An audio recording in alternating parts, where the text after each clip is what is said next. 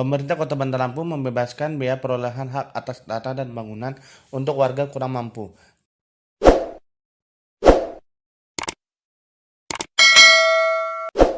Kepala Badan Pendapatan Daerah Kota Bandar Lampung, Desti Mega Putri, mengatakan program bebas biaya perolehan hak atas tanah dan bangunan tersebut diperuntukkan untuk warga yang kurang mampu.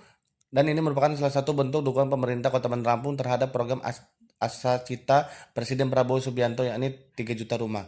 Guna mendukung program 3 juta rumah tersebut, kami membebaskan BPHTB untuk masyarakat berpenghasilan rendah yang mengambil rumah subsidi.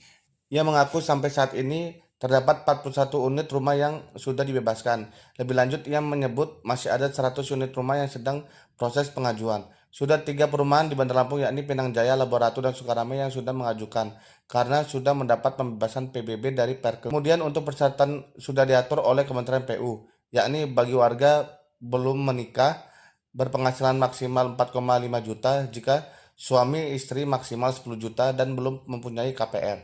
Yang menjelaskan pengajuan koordinir oleh developer akan tetapi dapat secara mandiri. Jika memenuhi persyaratan,